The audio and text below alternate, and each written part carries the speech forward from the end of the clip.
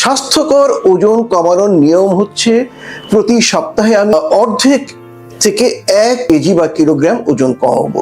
ওজন কমাতে চাচ্ছি, কি করতে হবে?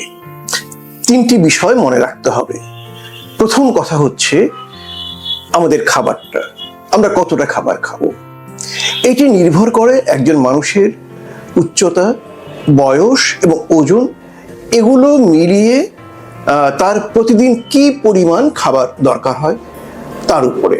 ধরা গেল একজন মানুষ ওজন কমাবে, তার প্রতিদিন 2200 কিলো ক্যালোরি খাবার দরকার।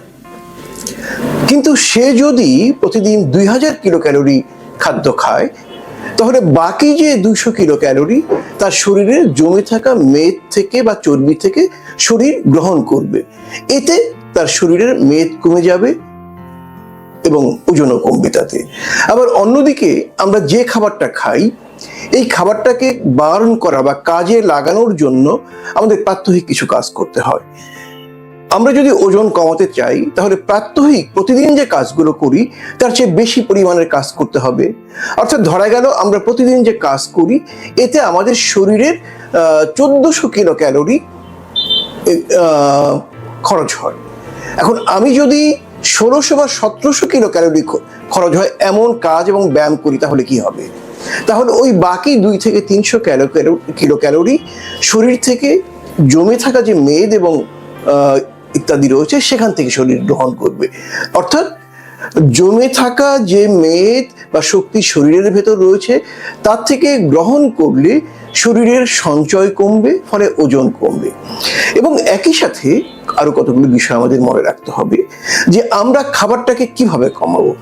আমাদের মনে রাখা দরকার, আমরা প্রধানত যে খাবারগুলো খাই তার মধ্যে 1 নম্বর হচ্ছে কার্বোহাইড্রেট বা শ্বেতসার জাতীয় খাবার। প্রতি 1 গ্রাম কার্বোহাইড্রেট থেকে 4 কিলো ক্যালোরি শক্তি উৎপন্ন হয়।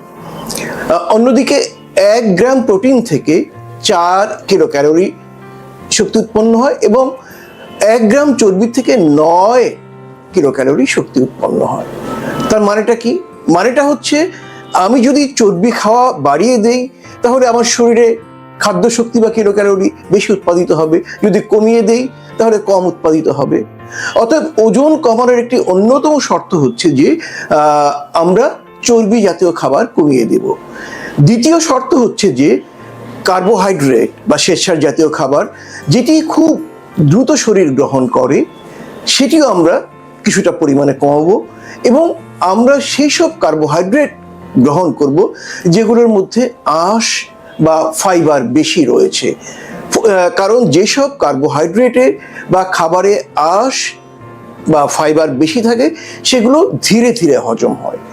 দ্বিতীয়ত, আমাদের প্রাত্যহিক যে কাজগুলো রয়েছে, এই কাজগুলোর সাথে আমরা যারা বয়স বেশি 40-এর উপরে বা 35-এর উপরে, তারা প্রতিদিন সকালে এবং সন্ধ্যায় অথবা অন্য যে কোনো সময়ই হোক 2 ঘন্টা ধরে হাঁটাহাঁটি করবেন এবং ধীরে ধীরে কিছুটা ব্যায়ামও করবেন, যেমন এক জায়গায় দাঁড়িয়ে দৌড় অথবা যদি সম্ভব হয় জগিং করা।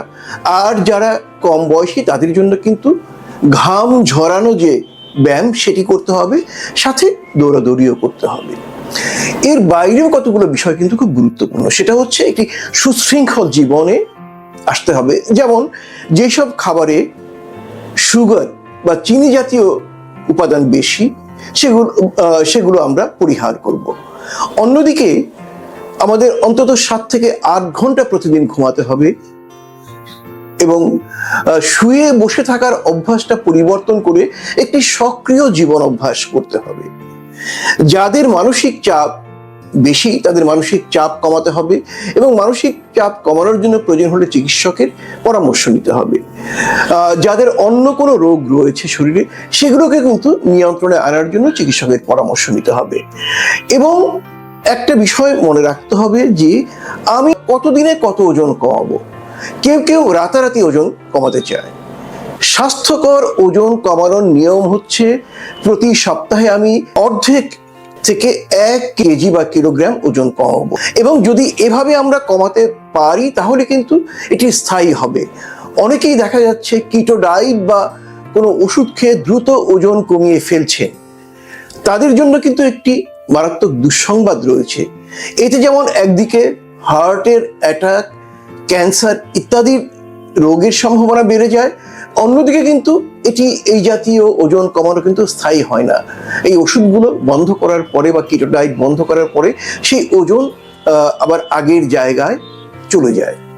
একটি বিষয় মনে রাখতে হবে, আমি যেন ওজন কমানোর সময় আত্মবিশ্বাসের অভাবে না ভুগি। যদি এটিকে একটি সাধনার কাজের অঙ্গ হিসেবে গ্রহণ করি, তাহলে কিন্তু ধীরে ধীরে 6 মাসের মধ্যেই আমরা আমাদের কাঙ্ক্ষিত ওজনে চলে যেতে পারবো। আর যদি সেটি না করে রাতারাতি আমি ওজন কমিয়ে নিজেকে ফিট বা সক্ষম একই সাথে সুন্দর করতে চাই, সেটা কিন্তু হবে না। এবং আরেকটি ব্যাপার, এটিও গুরুত্বপূর্ণ, এখনকার দিনে সকল বিষয়ে বিশেষজ্ঞ আমাদের দেশে পাওয়া যায়। আপনি যদি কোনো বিশেষজ্ঞের পরামর্শ নেন, তিনি কিন্তু আপনাকে সঠিক পথ দেখাতে পারবেন। আপনার শরীরের ওজন, উচ্চতা, বয়স অনুযায়ী হিসেব করে আপনার কত কিলোগ্রাম বা কেজি ওজন কমাতে হবে সেটা ঠিক করবেন, এবং প্রতি সপ্তাহে কতটুকু করে কমালে আপনার কোনো ক্ষতি হবে না, স্বাস্থ্যের উপর নেতিবাচক বা খারাপ প্রভাব পড়বে না, এটা তিনি ঠিক করে দেবেন। ওজন কমানোর বেশ কিছু ওষুধ পাওয়া যাচ্ছে। ইনজেকশন সেমিগ্লুটাইড নামে একটি ওষুধ সম্প্রতি আবিষ্কৃত হয়েছে, এটা দিয়ে ওজন কমানো যায়। এর বাইরেও আরো কিছু ওষুধ রয়েছে। অনেকে নিজে নিজে এই জাতীয় ওষুধ ব্যবহার করতে চান, এটি কিন্তু করা যাবে না। কারণ যে কোনো ওষুধ ব্যবহার করতে হলে, বিশেষ করে ওজন কমানোর ওষুধ, তাহলে কিন্তু অবশ্যই চিকিৎসকের পরামর্শ নিতে হবে।